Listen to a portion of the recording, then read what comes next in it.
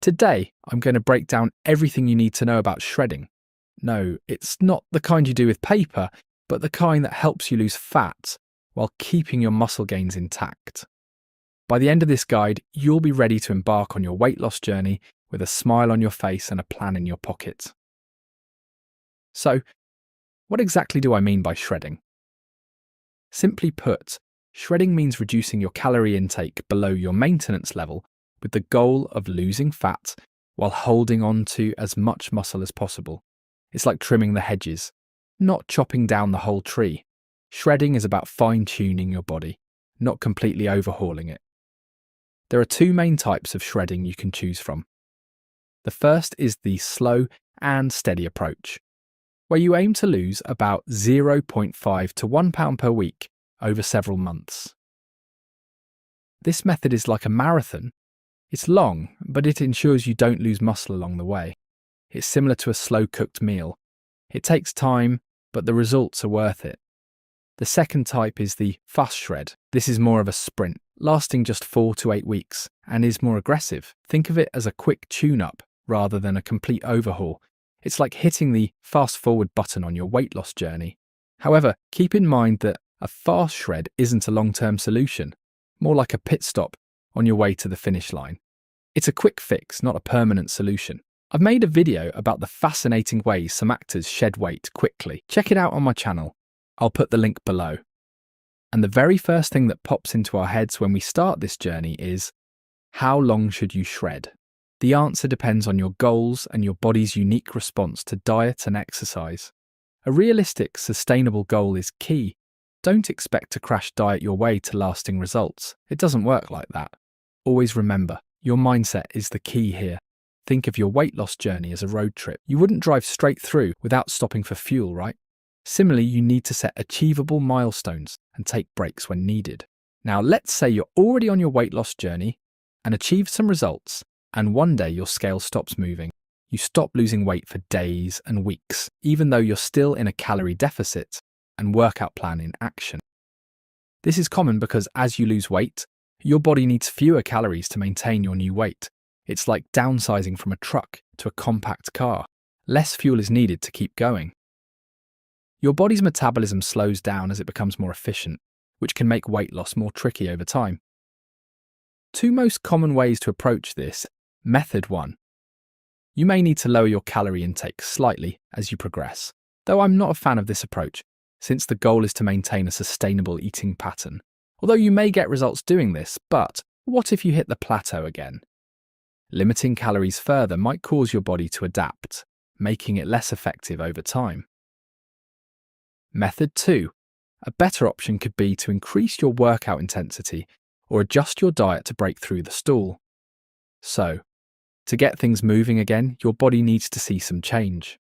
A friend of mine who was training for a marathon said his trainer recommended cutting calories when hitting a plateau. After he tried, he understood that wasn't a long-term solution. Instead, he mixed up his diet and switched things up to confuse his body a bit, which worked for him over the next 2 weeks. Another trick he used was to change his workout routine. Try different exercises or patterns for a couple of weeks and see how it goes. He sticked with the same calorie deficit, but made sure his diet stayed balanced and sustainable. So give your body that change to get the engine running again. And when I say workout intensity, it includes NEAT as well.